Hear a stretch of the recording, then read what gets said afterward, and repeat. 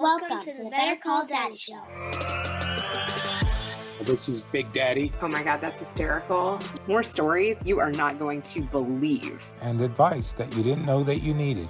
5 stars. 5.5 stars. We're creating a legacy, one call at a time. Here comes my daddy. Your problem is that you like me. Papa. My dad is my hero. I'll always be there to take your call, and you'll never be in too much trouble if your dad is around. Oh boy. I think I'm a pretty cool dude. Better Call Daddy. The safe space for controversy. This is your host, Rena Friedman Watts. No, this is your host, Celia Watts. More inspirational stories, more daddy drama, and more laughs. Hey, a lot of these things, I don't know where you're getting them from. It sounds like they're coming from when I look in the mirrors. Damn the public. Damn the public. Today's guest helps people get creative in their thinking, decisions, and actions so that they can innovate. She's a coach, the host of the Innovative Mindset podcast, author of Speak From Within. Here's a quote I found on her Facebook. For us to look in opposite directions so much that we see each other, and in our eyes, ourselves, is proof that we are not alone. Izolda Trakhtenberg, welcome.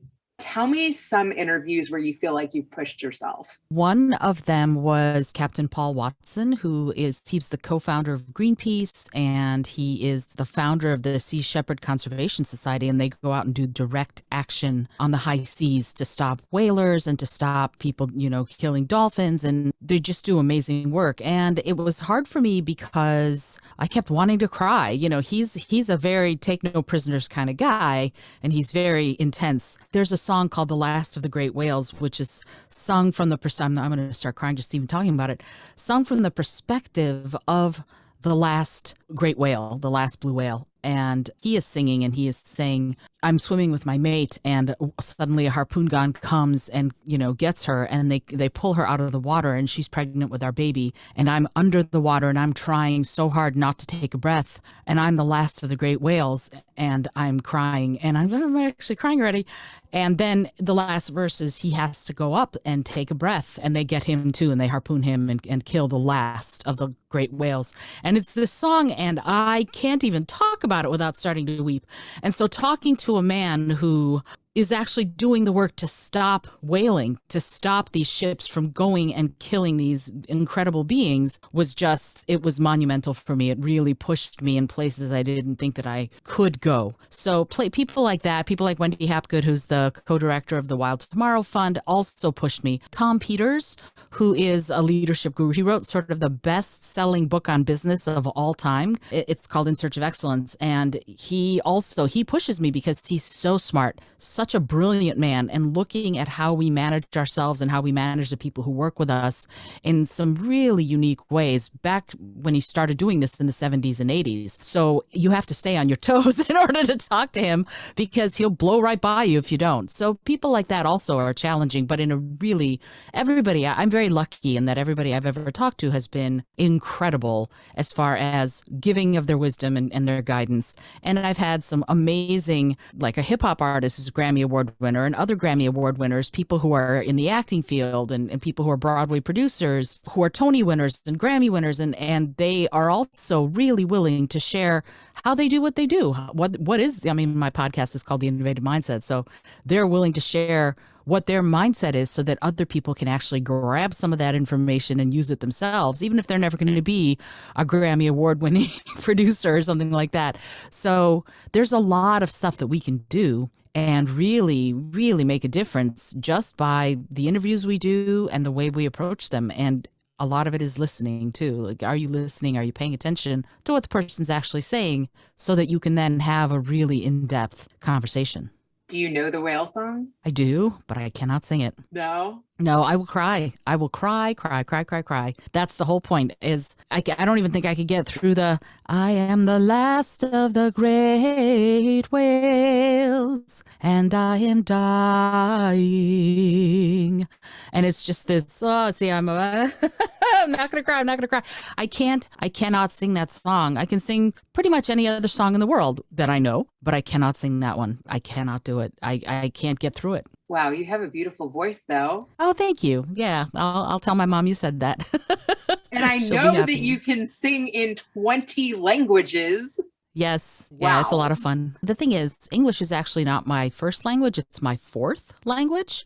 So I learned how to learn languages when I was very young during my family. I'm an immigrant and my family immigrated, and it took a year. And so we lived in 4 different countries during that time. So my first language is Russian, actually, because I was born in a country called Moldova, which right now is getting press because it's right to the south of Ukraine. So everything that's going on, it's a country that's getting some attention now. And then right after that, we moved to Israel and lived there for months. And I lived in a war zone during the Yom Kippur War. So that was really a challenging time. And then we moved to Italy and lived there for a while. And so as we moved to all these countries, I picked up the languages. And then we got here. By then, I was sort of an old hand at picking up languages. So I picked up English within a couple of months. And then, Right. And how old were you? You were like 6 or something when you started speaking English? I was 7. I was 6 when we left the Soviet Union, but it took about a year to do that. And so during that time, I turned 7. Wow. I think, though, that there are people that have an easier time learning languages. Like I have a cousin that can speak 7. I think probably you're right. But also, when I learned them, I was young. And when you're young, when you're 6, 5 years old, you're a sponge. So you can pick things up incredibly quickly. I don't know that I could learn a language as fast now, but getting the facility to pick up languages is what let me learn how to sing.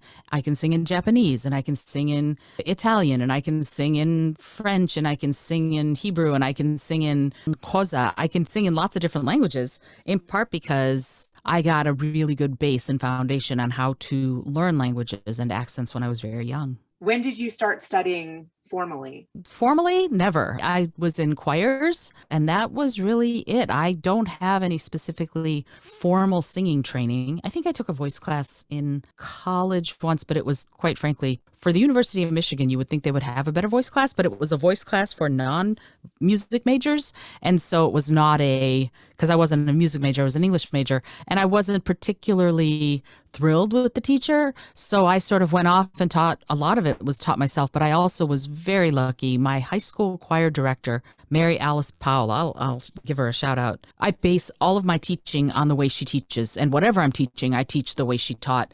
She was incredible. She had a gift of meeting you where you were, but also really opening up vistas for you that you did not even think were possible for yourself. So that's what I try to do for every client, every coaching client, every time I do a workshop, doesn't matter what, I try to do the same thing.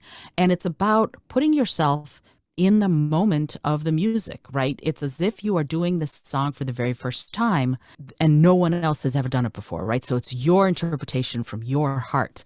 And that is it's the gift that she gave me to start thinking about singing and music and playing. I play violin, I play guitar, playing those things as if I am the first interpreter, because then it really gets to be my interpretation and I'm not just copying someone else. Did you love music as a child? I loved it. Loved it. My mother's a singer. This is anecdotal. I don't remember this, but apparently when she used to sing with me before I was verbal, I didn't even speak yet, 9, 10 months old, I would la la la with her. And then by the time I was 1 or 2, apparently I was la-la-lying in harmony. So we sang together a lot. My mom is an incredible singer. She sings folk songs from that part, from the Eastern Europe, from that part of the world. So she would sing and I would sing with her. And so whenever they had parties or anything like that, they'd go, Ida, you should sing. And then, of course, I'd join her. And so we would sing in 2-part harmony and entertain everybody from the time I was a little kid, from, 4 years old. And so all my life I've been singing, and I started playing violin at 5. So it's just been such a huge, huge part of my life, most of my life. That's so beautiful. Do you remember like any songs that she would sing to you when you were little? Sure. I love those kind of songs. You're looking at me expectantly. Come on, give me some. Okay. In Russian, you mean? Or? Yeah, that would be amazing. Okay, sure. This is a song called Cinderella. This is a song that every mother sings to her little girl as she's growing up. And it's a song about Cinderella. And Cinderella is talking to a friend. And she says, I had this amazing dream last night. I dreamt that a handsome prince came on a silver horse and he took me to this incredible ball. And artists painted my picture and musicians wrote symphonies for me, and I danced and I twirled like a top, and I twirled so much that I lost one of my glass slippers. And she says, but you know what's amazing is that when I woke up this morning, there was a pair of glass slippers on my windowsill. And that's the song. So here's how it goes. I'll sing you just the first verse. Хоть поверьте, хоть проверьте, сон вчера приснился мне, будто принц за мной приехал на серебряном коне, и встречали нас танцоры, барабанщик и трубач, 48 дирижеров и один его скрипач. Парарурам, парарарам, парабам-пам, парарарурам. Парарарам, парабам-пам, парарарурам, парарарам, парабам-пам, парарарурам. Oh my gosh, that's so good. Wow. Thank so that's you. kind of like the little harmony thing that you could do. Did she sing that one with you? Oh, absolutely. Absolutely. Yeah, she sang it, and then I would sing harmonies on the pararuram, so instead of going pararuram, I'd go pararuram. So I'd sing the harmonies and play around while she sang the melody. It was a lot of fun. You know, it's so cute. So with my kids too, like I feel like from very young ages, like if I sang a note that they could almost harmonize with me, where like you Awesome. feel it. You know how you can feel if they're singing, like, I don't know if it's like a perfect third or exactly, what you would call that, but it vibrates when you're like in harmony. It's so much fun, and it'll bring you together, but also it gives you a common heart language. That's the way I look at singing together. It gives you, there are cultures all over the world that are singing cultures. I come from a singing culture where I've traveled a lot in Africa, and there are so many cultures that's what they do for entertainment, for sort of before they sing, before they have meetings, for example, like village meetings, they will all sing together. There's a wonderful chant called O Mama Bakudala, and it's about women. And it basically, the women, the grandmothers, the words are something along the lines of the grandmothers used to pray to make everything good happen, essentially. So, and it's called O Mama Bakudala. And when you sing it as a hello sort of thing, when you're having these big meetings, and then you have the meeting, and then you sing another song called Kwaheri, which is goodbye. So music plays a huge role in many cultures. Lots and lots of cultures have singing as part of the way the community comes together and stays together. What language is that? The Oma Babakudala is Xhosa. It's a give me a little of that too. Whoa, do you know that? Sure. I can sing Oma Babakudala. Oh Mama Bakudala Babe Tandaza. Oh Mama Bakudala Babe Tandaza. Babe Tandaza. Babe Tandaza. Babe Tandaza. Babe Tandaza. That's Oma Babakudala. And you sing it in big time harmony. So and then somebody else would come in on a lower and a higher, and all of a sudden there's like this many harmonies going. It's really incredible. Oh my God. I feel like that really takes you to another place. Like I can almost picture being there. Yeah, because there's something so powerful about it. And it's talking about the heart strength and the spirit strength of women, which I think is wonderful. Oh my God. When did you get to travel to that location? I used to work for NASA many moons ago. I was an environmental educator for NASA, and we would travel to do workshops all over the world for this program called the GLOBE program, which was GLOBE stands for Global Learning and Observations to Benefit the Environment, and more than 100 countries participate. It's a joint NASA, NSF, NOAA program, but the Department of Treasury signs up other countries who want to be part of the program. And what it is it's a partnership between scientists, students, and teachers, where the scientists come up with protocols like experiments that they really need done. But quite frankly, they're not going to be able to get to every part of the earth to do some of these experiments. Like if you want to do soil quality experiments, or let's say water pH, or temperature, even surface temperature. If you want to do surface temperature, you're not going to get to every part of the world to measure surface temperature. Now, we have satellites that go around and do it, but we don't have the ability for scientists to go. So they basically deputized students to do it. And so what happens is students go and they do these protocols. Everybody does them consistently a certain way. And then they take the data. Let's say you're today we're going to look at clouds, and you go out at local solar noon and you look at what the clouds are in the sky. You might see cumulus clouds, you might see stratus clouds, whatever you do see, you mark it down. And then you go inside, you enter that data into the website. The data then is a huge data set. It's been going on since 1994 of students taking these measurements for clouds. You do that every day. You don't do everything else every day. Some are weekly, some are you just do them once, et cetera, et cetera. But there's this huge data set from all over the world, because this is back before cell phones. They would have GPS units, and the GPS units would tell them exactly where they were. So here's what can happen. Once the data are in that data set, then anybody in the world, it's not just the scientists, but anybody in the world can use that data set to do research. So if you wanted to do research on the cloud patterns in Lesotho, which is right near where I was in Johannesburg in South Africa, where I learned Om Mama Bakudala, if you wanted to do a long-term study, and that part of the world, South Africa is very active in this program. So you could go, what has South Africa taken measurements on? I see they've taken these cloud measurements over this time at this specific location. I can now look at that over the last 20 years and see what the cloud patterns have been, and I can do research on that. And I don't have to be a scientist. I can be a private individual. I can be a third grader. I can be anybody if I want to use that data for research. So it's an incredible program because it brings people together, not just for the science, because one of the things that can happen is the cultures. You learn about each other's cultures. They have these conferences where students from different parts of the world get together because they present their research, for example.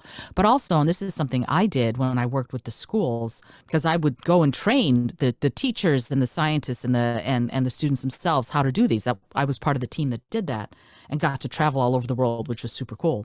But the thing is that what you can do is, I want to do a comparison study. If I live in South Africa and I want to see what somewhere like Topeka, Kansas, what their difference is, right? If we looked at clouds there and we looked at clouds where we are, what would the differences be? What would it be? How would it be the same? What about temperature? Well, in South Africa, their winter is the summer in the northern hemisphere, right? So what are the temperatures going to look like? How are they going to be different? Students themselves can do that research, and they can partner up and work together to take the data they want. And while they're doing that, they learn about each other's culture, and it makes the world, I think, so much a better place when we're more familiar with one another, when we know each other more, when we're curious about each other, and when we become friends with people who are living thousands of miles away. Tell me about some of the friends that you made. This is super fun. So I speak Russian, but we were doing a training in Kyrgyz Republic, but back then it was called Kyrgyzstan.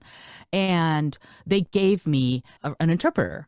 And it was, Max is great. They were all 18, 19 years old, young people. Now, I wasn't that much older than he was at that point, but it was still very interesting because they gave us, and I said, well, Max, I don't know exactly what you're going to do because I already speak Russian. And he said, no, well, let me do my job. So I'm going to translate. But there were times when I would lapse into Russian and he would go, okay. And then he'd have to translate my Russian into English. And then he got really confused. And at one point he did a great job of translating my Russian into Russian. We lost a certain amount of touch. We became very close over that 10 days. He felt like my little brother. But then on Facebook, we found each other again. And he's he's a family man. He's got children now. And I knew him when he was an 18-year-old kid. So it was just wonderful to have that kind of experience of being able to see him grow into this wonderful adult who's passing on incredible wisdom to his own kids. And that's the kind of stuff that I'm very blessed. I have friends who I met, the Greek country coordinator, Nectaria. So she's fabulous, and she does incredible work in Greece to do the same kind of thing. and she's a dog lover. So I know that about her. I have my friend Marta, who works in Argentina. Also, I met there. And in fact, singing played a role. They speak Spanish. They speak English too, but I was like, oh, I'm going to get to practice my Spanish. This is wonderful. So I spoke with them in Spanish as much as I possibly could. And one night I had brought my guitar with me to this one training we were at. It was actually here in the States. And I was in the USA doing this training, and I brought my guitar. I thought, okay, because I drove. Okay. So I went outside, and I was sitting in the balmy air. It was in Florida. And I was sitting outside in the balmy air, and I was playing my guitar. And Marta and my friend Claudia came, and they said, oh, play us something in Spanish. And I went, okay. So I played something in Spanish, and then they started choosing languages for me to sing in. Now I want you to play something in French. Now I want you to, what other languages do you sing in? And so they tested every language I could possibly sing. And I can't play in all of those because I don't necessarily know the guitar parts to the songs, but I can sing in a lot of them. So I exhausted all of my languages that night trying to sing in all of them. And after a while I had to say, okay, now I'm going to have to repeat songs because I don't know any other languages. But they're still delightful and wonderful friends of mine and we met in 2000.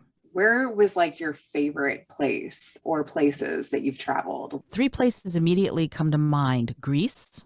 I love Greece. Ireland and Cuba. Tell me about Greece. Greece, we've been to, my husband and I've been to twice. We went on our honeymoon, and we also went once a long time ago. Greece, I am a ginormous mythology dork. So I love mythology, and I have always wanted to visit Greece and the tropical islands and going to Crete. And we went to the Palace of Knossos, where I got to see where this incredible matriarchal culture thrived thousands of years ago. And we went to the Parthenon and the Acropolis, and my husband's sister is married to a Greek man. And so we visited them a little bit. And then they're on an island called Ikaria, which is about 100 miles southwest of Turkey. And if you go down to the southwest sort of part of the island, where there's this horseshoe-shaped inlet, I guess is the best way of saying it, and you have to climb down the cliff, and there is a relatively well-preserved temple to the goddess Artemis right there, and for the people who live there, it's just part of the local culture. And for me, it blew my mind.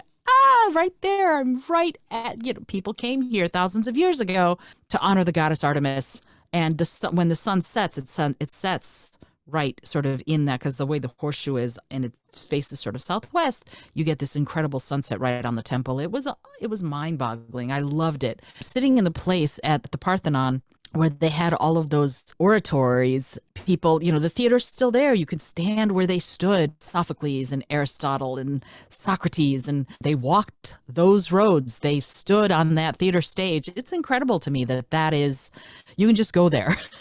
It blows my mind. Yeah, that's really cool. Also, during the pandemic or over the last month or so, you've been daily creating art digitally. Yeah. Talk about that. So what I do with my work life is I go into companies and organizations and I teach them how to spark their innovative drive, right? So that, to me, part of that is being creative. And I started last September. I decided to start and see if I could do creativity first thing in the morning and what that would do to my mind, to my brain, to my inspiration and my ingenuity. So when I wake up first thing in the morning, I paint digitally a painting of something I dreamt about or something I've been thinking about. The big thing about it is that I'm not a painter. It's not what I do. Therefore, I can approach it with beginner's mind. That was one of the things that was really important to me, because if I were to go, I'm going to play music every day. Well, music, as much as I love it, is also work, because I'm a performer. I can go be practicing for gigs, but I also have these expectations of myself that I'm going to be good at it, that I'm required to be good at it because I'm a professional, right? Well, I wanted to do something that I have no skill in at all, to see what it would do to me, to my confidence, to my ingenuity, to my ability to be creative, to try to do something that I had no skills in, and just see if what I envision is what I can create, whether or not it would speak to anybody. Because art is meant to be shared, as far as I'm concerned. You can sit in your room and do that and be perfectly satisfied. Absolutely. I have no problem with that. For me, in my life, I think when art and music and creativity, writing, anything are shared, we are all enriched by the experience. So as I'm creating these, I'm putting them up on my Facebook page every morning to sort of go, this is today's art piece. This is what I did today. This is what I did today. Some people, there are people who are sort of following it along and I think enjoying it. And what's interesting is that I had I had a professional artist contact me. He messaged me and he said, I cannot be silent any longer. There's so much wrong with what you're doing. I need to give you critique. And I had to sort of say, oh, thank you so much, but I didn't ask for critique, right? You have to know for yourself, do you want feedback? I started and run a writer's group. And one of the things, every group I ever facilitate, I say to them, you have to know what kind of feedback you want. Be honest with yourself and say, you know what? All I want right now is supportive feedback. Tell everybody, I just want supportive feedback. I don't need anybody to tell me anything that's going to be criticism right now. I'm not ready for that. But when I am ready, then I'm going to be ready for critique. And I want, so I didn't ask for feedback on these digital paintings. I just put them out there. And yet this guy really felt like he needed to let me know the number of things that were wrong with what I was doing.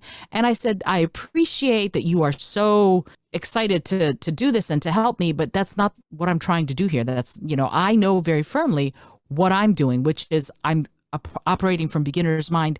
And if I make mistakes, so be it. That's not the point of the project. So interestingly, he just couldn't help himself. It was so important to him that I understand, what bad technique I was using. So I kind of had to go, it's okay. I'm not trying to be a professional artist. But here's something that's interesting though. I've sold a bunch of them. I've sold a bunch of my paintings. I know. People have contacted me. Thank you. Yeah, I was surprised. It was because it's not my intent, but I've had a bunch of people contact me and go, you know that one you did last Thursday? I want a print of that. Okay, sure. But it was unexpected. It was not what I was going for at all. I just wanted to see what I could create and also to hold myself accountable. And that's why I post them this is my accountability. I also love that you learned boundaries from it and that you enforced them. I love that. Oh, absolutely. Absolutely. And again, it's about knowing yourself first, right? People will walk all over our boundaries if we don't know ourselves and if we don't know what our boundaries are. So it was very clear to me that he needed to say it, but it was also very clear to me that I didn't need to hear it. Yeah, tell me about your 3 C's method that you've developed. The 3 C's. I love the 3 C's. Thank you for asking about that. So to me, the most important thing is that we have a lot of problems and we need creative solutions. That's the way I look at all of it, is that it's all about solving these huge problems in innovative ways because the old ways just don't seem to be working. So to me, what we need to do is we need to innovate, but we need to do it ethically. Like, try to do things better, but do it for the right reasons. And the 3 C's are a pathway to that, if you will. They allow that. The first C is creativity. It allows us, if we're creative, and that's one of the reasons I'm doing this big creativity project, is to hone that more. It allows us to have sparks of brilliance, sparks of inspiration, and also expression. The way I look at it is this. What is the very first thing you do when you're born? Cry. Before you cry, what is the first thing you do? Breathe. Breathe. Exactly. You take a breath in and then you cry, right?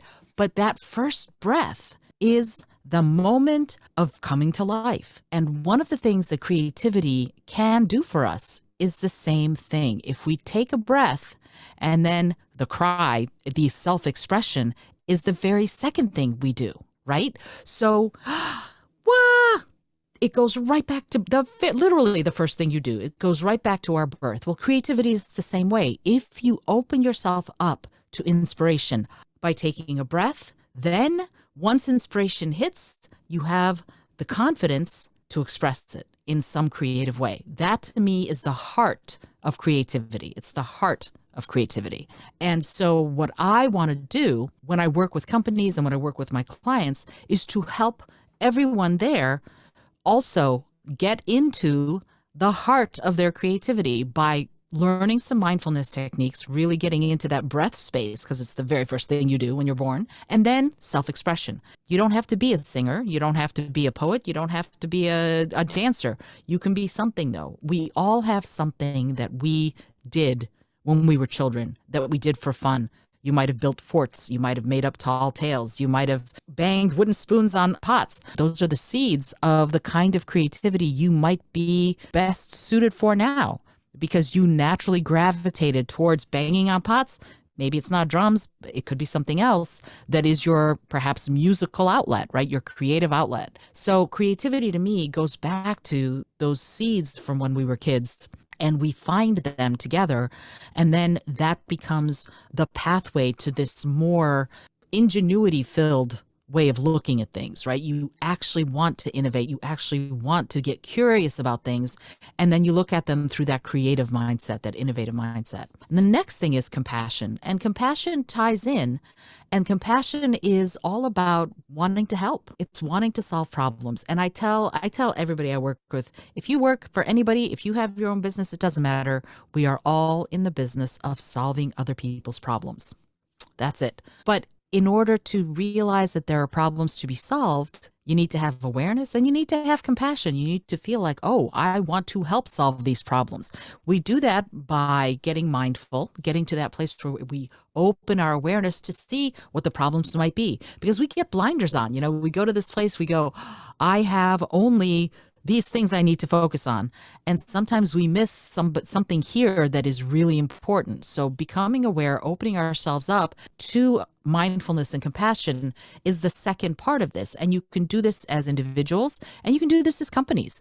What does the company need to focus on where their compassion can be what they lead with in their neighborhood, in their community, throughout the company itself? There are ways that we can really show those soft skills that are going to really lead to big changes in success.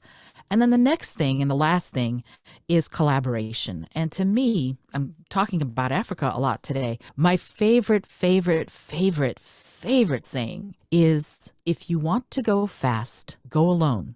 If you want to go far, go together. And that's an African saying. And I just, first time I heard it, I went, truism, because it's so true. Like, you can go super fast, but then where have you gotten? If you want the long haul, if you want comrades, compatriots on the long haul, that's collaboration, that's working together. And so, again, when I work with companies and organizations, I help them develop teams that aren't just all the engineers sit together, right? I like to develop teams where people of different strengths get to highlight their strengths.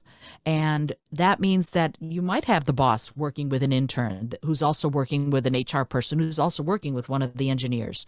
And they all work together to come up with these solutions, because I guarantee you the engineer is not going to think of the things that the intern will. And the intern is not going to think of the things that the HR person will. And the CEO might not think of the things any of those people will, because the CEO, they think big picture. The intern, details. So looking at it from that perspective, when we find these teams that can really collaborate together, that's when we have all sorts of magic. There's a wonderful book called The Culture Code by Daniel Coyle, and he talks about, the whole point of the book is he looked at different successful teams, and one of the things that really proved successful, that showed that these teams were successful, is that they were all in it together. Nobody was I'm the leader and you must do what I say, but they all collaborated. They all had strengths and they all had unique viewpoints and unique input that they could make, and their input was valued and valuable. When we do that, when we have collaborative groups like that, where everybody feels like they're valued and valuable, you can make magic happen. I know that your mom kind of inspired your singing. What role did your dad play in your life choices? That's a challenging question. How do I put this? How much am I supposed to say? That this is an interesting question. I'm a child abuse survivor. My father, the police were at our house a lot, let's put it that way. And when I said I started playing the violin when I was 5 years old, I did, but it wasn't my choice. He wanted to hear violin piano duets, so my older sister played piano and I played violin, and it was not my choice, right? It would not have been my instrument to choose, but it's what he chose.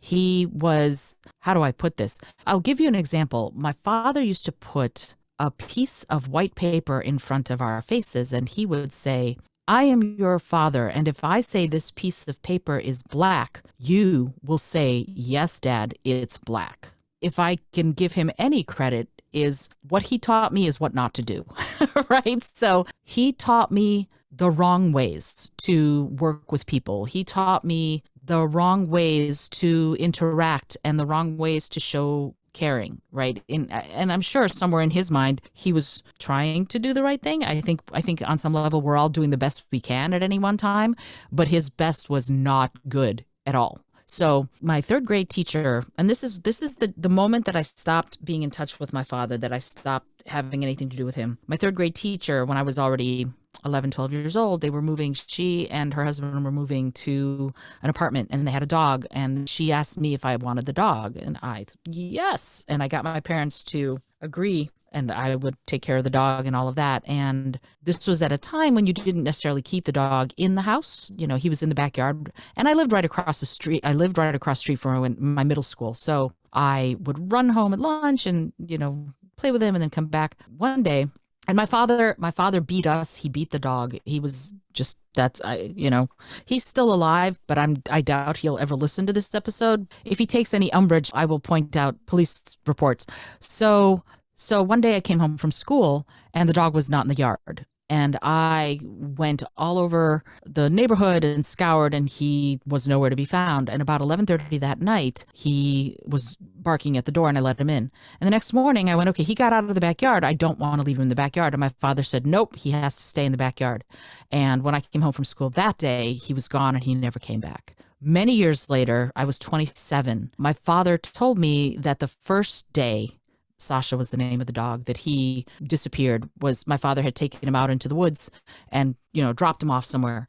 And the dog found his way back. And the second day he killed him. And that's why the dog never came back. So at the moment, I don't know what drove my father to tell me, maybe guilt. I don't know. Something drove him to tell me. And I went, and we're done. And that was the last time I talked to him. And that was almost 30 years ago. Oh my God.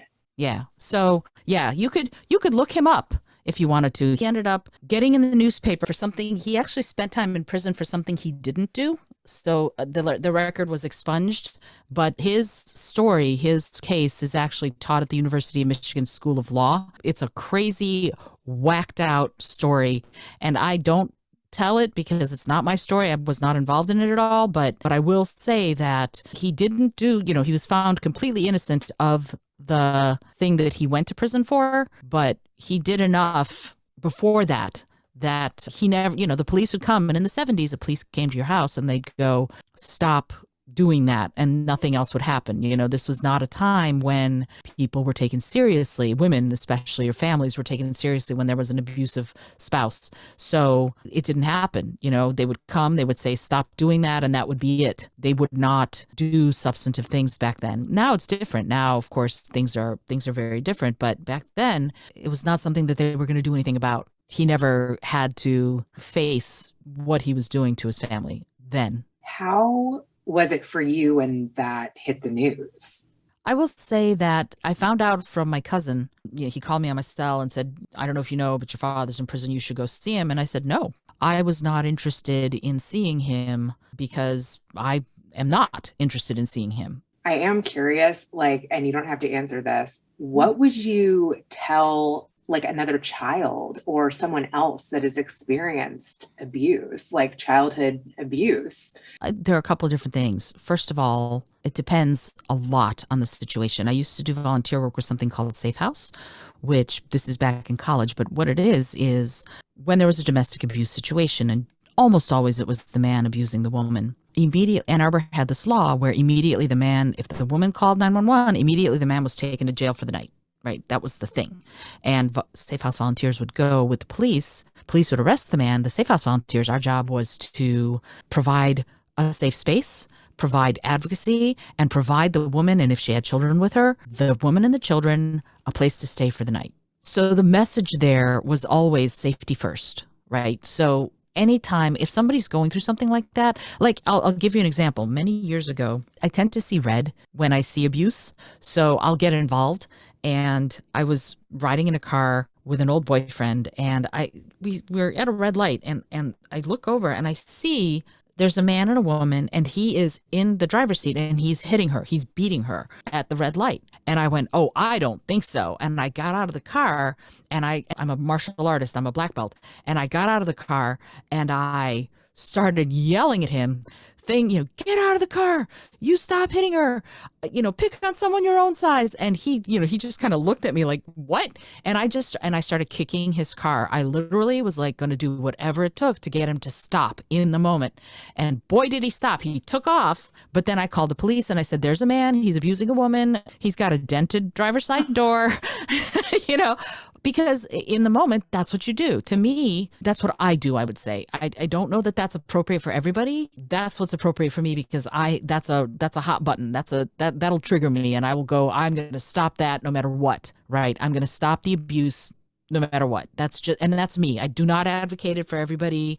And in fact, when I've gotten involved and the police ended up coming, I've read the riot act because I could have been killed and all. And I'm like, I'll be honest with you, defending someone defenseless, that's a perfectly fine way for me to die. So I feel very strongly about that if I can be of service to someone in that way, and if it happens to cost me my life, but I'm doing it for the right reasons, then okay.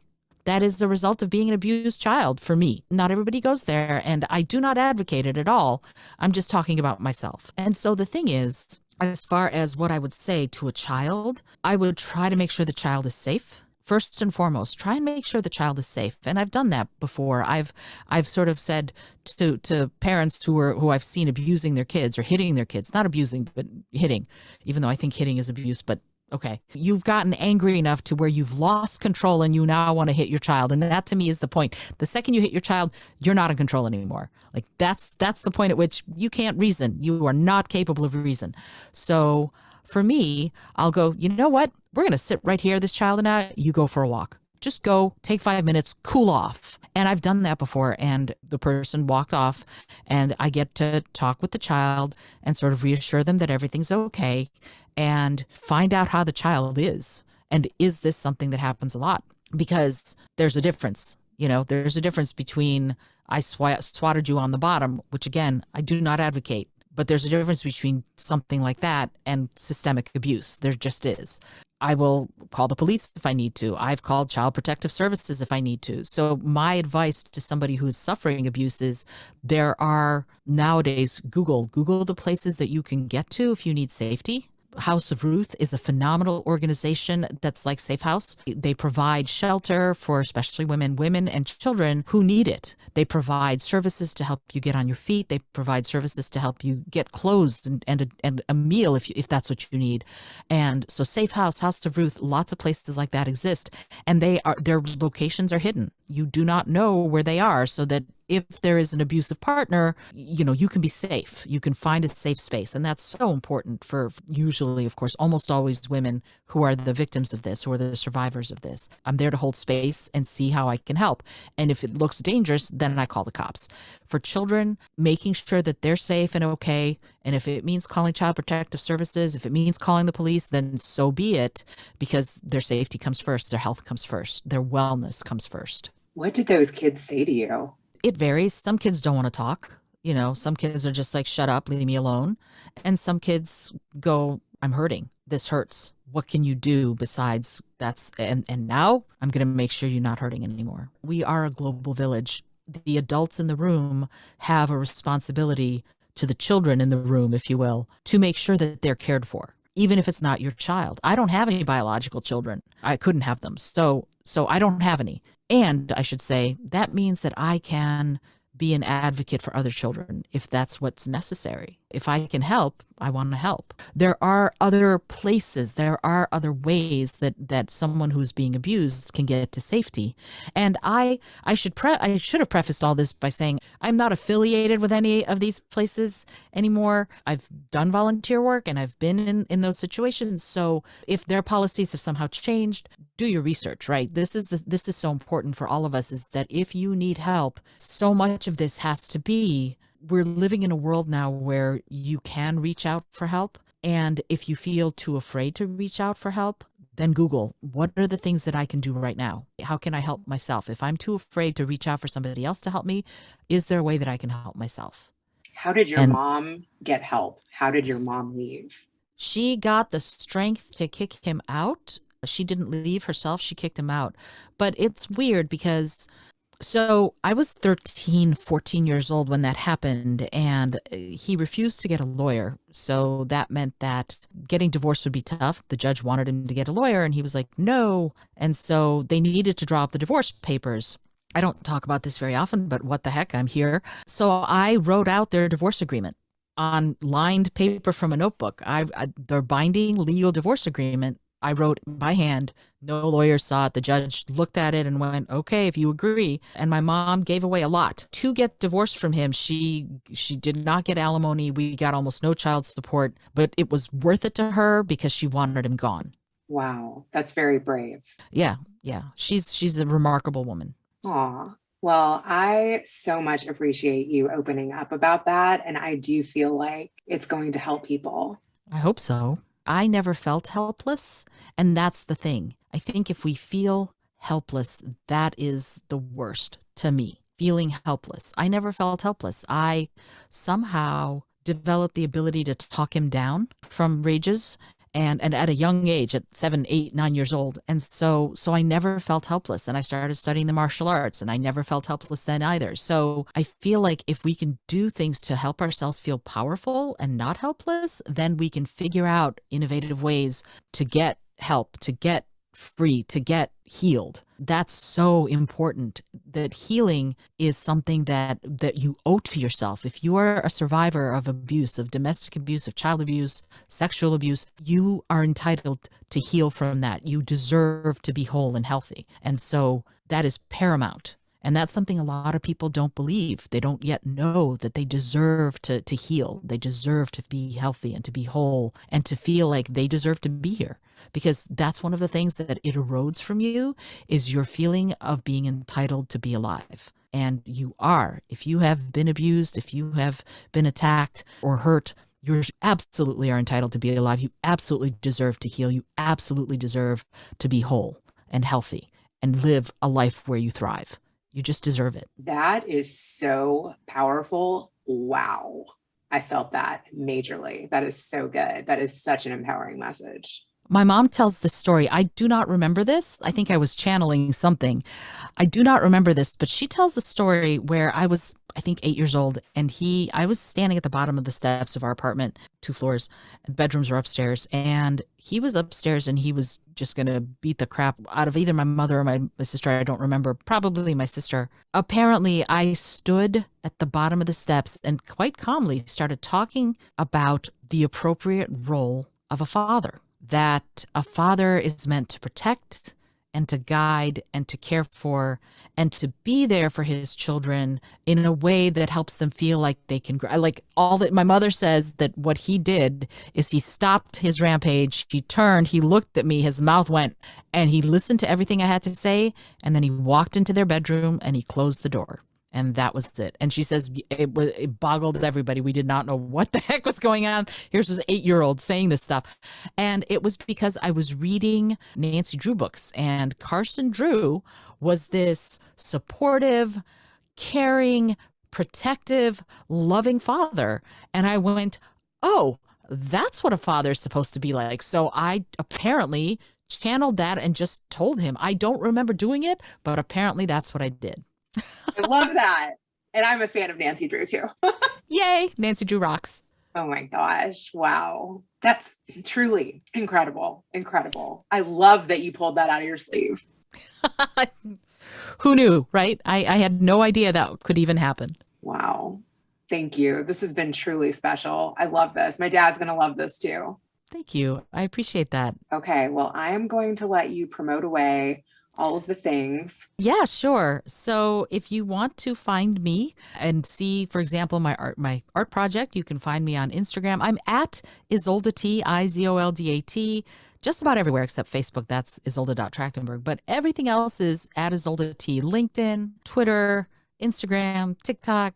My website is Izolda T. So if you want to know more about the 3 C's and how to get innovative and think creatively so that you can improve your life and your work. You can find all that information there about all my workshops and all of that. And interestingly, if you want to know more about public speaking, my most recent book is Speak From Within. It's all about how to engage and motivate and inspire audiences and get over a public speaking phobia, which is, I used to have one. I had a public speaking phobia when I was younger, and not that you can tell. I know nowadays I'm right out there with everything. But I used to be terrified of speaking in public, not singing in public, but speaking in public. That's out there as part of my website. And talking about Nancy Drew's fun because this summer, early or late spring, I should say, my first mystery novel is going to come out. So speaking of Nancy Drew, I'm writing a mystery novel about a woman born in Moldova, where I was born, who is a professional tarot card reader who works with the DC police to solve crimes. And when somebody kills somebody and leaves them in the sort of tableau of one of her tarot cards, they bring her in to see what's going on and to try and catch the killer before he strikes again. So it's going to be super fun. I want to read that. I love mysteries. I still do. Oh my God. Wow. Is there anything that you don't do? I can't run more than about 10 feet. This has been an absolute pleasure. I look forward to connecting with you more. I'm so glad we did this. Yeah, me too. Now, let's switch it over to Grandpa. What did you think of the innovative Izolda? I thought that she was an unbelievable talent. I heard her sing. I heard her speak beautifully other languages, but the way she speaks English, you couldn't even tell that there's any accent whatsoever. And she's traveled all over the world and to so many different countries and really understands human nature of that vast amount of people. Isn't that really the type of education that we all wish that we could have, where we could travel and learn how people live all over the world in their backyard, be able to speak their language and sing their language and understand their customs? Amazing. Remarkable. She's so creative. Yeah, and isn't that really a sign of tremendous intelligence when someone can speak fluently so many different languages? My grandfather, Israel Bihar, I think also could speak fluently 8 different languages. And that is really a tremendous sign of intelligence when you can understand and be able to speak native tongues of so many different countries and understanding their ways and their customs. It's just amazing. It's just fantastic. And then you get the twist that you were able to uncover is that she wants to be creative. She wants to be compassionate for people. She wants people to be able to also reach for the stars and be the best that they can be. And encouragement of the Better Call Daddy show is to try to see what type of legacy she's carrying on of her family as well.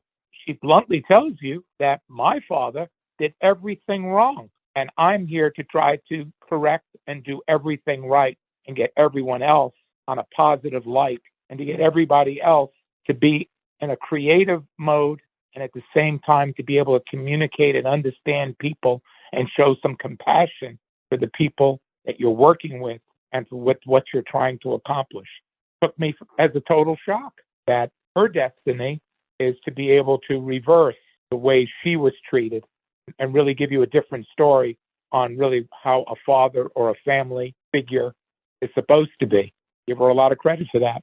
Certainly shocked the hell out of me. Yeah, that was a whirlwind there.